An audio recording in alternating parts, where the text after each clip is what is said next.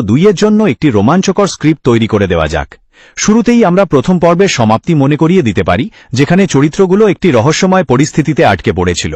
ভিডিওটির প্রথম অংশে আমরা অন্ধকারাচ্ছন্ন জঙ্গলের মধ্যে চরিত্রগুলোর বেঁচে থাকার সংগ্রাম এবং নতুন বিপদের মুখোমুখি হওয়া দৃশ্য দেখাতে পারি। মধ্যভাগে তারা একটি পরিত্যক্ত কুঁড়েঘর খুঁজে পায় এবং বুঝতে পারে যে জঙ্গলটি কেবল গাছ দিয়ে ঘেরা নয়, বরং সেখানে কোনো অশুভ শক্তির অস্তিত্ব রয়েছে। সবশেষে তারা কিভাবে সেই জঙ্গল থেকে বের হওয়ার পথ খোঁজে এবং তাদের মধ্যে কারো গোপন সত্য সামনে চলে আসে তা দিয়ে সমাপ্তি টানা যেতে পারে। আপনি কি এই প্লটগুলোতে কোনো পরিবর্তন করতে চান, নাকি এটি ফাইনাল করবেন? সিনেম্যাটিক ড্রোন শট দিয়ে শুরু হচ্ছে, যেখানে দেখা যাচ্ছে একটি ঘন কুয়াশাবৃত জঙ্গল। এরপর দেখানো হচ্ছে গ্রামের এক বয়স্ক দলপতি, যিনি আতঙ্কিত হয়ে গ্রামবাসীদের সঙ্গে কথা বলছেন। নেপথ্যে ভেসে আসছে ভীতিকর বাতাসের শব্দ আর পোকার আওয়াজ। দ্বিতীয় পর্বে দৃশ্য বদলে চলে যাচ্ছে একটি আধুনিক কলেজের ক্যাম্পাসে, যেখানে হঠাৎই শিক্ষার্থীদের নিখোঁজ হওয়ার খবর আসছে। এরপর একটি পার্কে সোনালী রোদে এক ছাত্র এক সুন্দরী মেয়ের সঙ্গে জঙ্গলে প্রবেশ করছে, আর কিছুক্ষণের মধ্যেই সেই সুন্দর মেয়েটি এক ভয়ঙ্কর হত্যাকারীতে পরিণত হচ্ছে। তৃতীয় পর্বে রিয়াজ নামের আরেক ছাত্র এই মেয়েটির অন্ধপ্রেমে পাগল, আর সে কিছুতেই বুঝতে পারছে না যে তার বন্ধুরা মারা যাচ্ছে। পরবর্তীতে রিয়াজের বাবা অসুস্থ হলে এই মেয়েটিও তার সঙ্গে গ্রামের বাড়িতে যায় এবং জঙ্গলটিকে চিনতে পারে। চতুর্থ পর্বে রাতে মেয়েটি জঙ্গলে গিয়ে তার সঙ্গীকে জানায় যে এই গ্রামের দলপতি সেই ব্যক্তি যে 12 বছর আগে তাদের বাবা মাকে আগুনে পুড়িয়ে মেরেছিল। সে প্রতিজ্ঞা করে যে এই গ্রামের কাউকে সে জীবিত ছাড়বে না, এবং এরপরই রক্তের জঙ্গলের শিরোনাম ভেসে ওঠে। তার প্রক্রিয়া শুরু করে। সে হয়তো গ্রামের মানুষের বিশ্বাস অর্জন করে তাদের ভেতর থেকে তথ্য বের করার চেষ্টা করবে। ইতিমধ্যে রিয়াজ তার বাবার পাশে থেকে পুরো ঘটনাটি বোঝার চেষ্টা করবে, কিন্তু তুহিনায়ের আসল রূপ সম্পর্কে সে এখনও অন্ধকারে থাকবে। আপনি কি এই ভাবনাটি নিয়ে এগিয়ে যেতে চান, নাকি এতে কিছু পরিবর্তন করতে চান?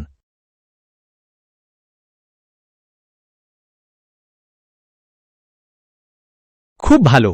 তাহলে পঞ্চম পর্বে তুহিনা গ্রামের মানুষের বিশ্বাস অর্জনের চেষ্টা করবে এবং দলপতির অতীত সম্পর্কে গোপনে খোঁজখবর নিতে শুরু করবে।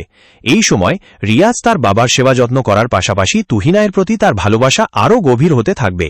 ষষ্ঠ পর্বে তুহিনা দলপতির একটি পুরনো গোপনীয়তা আবিষ্কার করবে, যা রিয়াজের পরিবারের সঙ্গে যুক্ত। সপ্তম পর্বে সেই গোপনীয়তা ব্যবহার করে তুহিনা দলপতির ওপর নিজের নিয়ন্ত্রণ আরও শক্ত করতে শুরু করবে এবং রিয়াজকে বিভ্রান্ত করার একটি ছক কষবে। আমার কি ধারাবাহিকতা বজায় রাখব, নাকি কোনো পরিবর্তন করতে চান?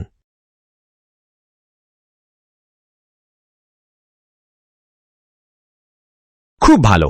তাহলে অষ্টম পর্বে তুহিনা দলপতির বিরুদ্ধে তার পরিকল্পনা কার্যকর করতে শুরু করবে, যার ফলে গ্রামে বিশৃঙ্খলা দেখা দেবে। রিয়াজ কিছু আনসেটলিং লক্ষণ দেখলেও তুহিনায়ের মিষ্টি কথার ফাঁদে পড়ে থাকবে। নবম পর্বে দ্বন্দ্বটি চরম সীমায় পৌঁছাবে। দলপতি তুহিনায়ের আসল পরিচয় বুঝতে পেরে গ্রামবাসীদের রক্ষা করার চেষ্টা করবে, যার ফলে তুহিনায়ের বনবাসী দলের সঙ্গে মুখোমুখি সংঘর্ষ হবে। দশম পর্বে চূড়ান্ত পরিণতি আসবে। রিয়াজের সামনে তুহিনায়ের অতীত সম্পূর্ণ উন্মোচিত হবে, আর একটি ফাইনাল শোডাউন হবে, যেখানে তার প্রতিশোধের সমাপ্তি ঘটবে। আপনার কি এই সমাপ্তি নিয়ে কোনো প্রশ্ন আছে?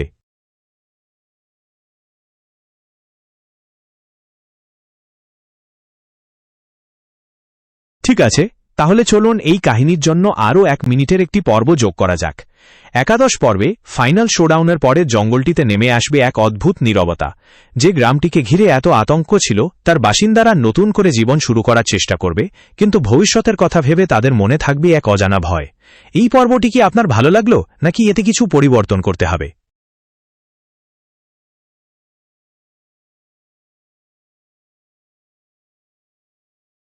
অবশ্যই আপনার দশম পর্বের সমাপ্তি এবং একাদশ পর্বের শেষের সাথে আপনি এই কথাটি যোগ করতে পারেন।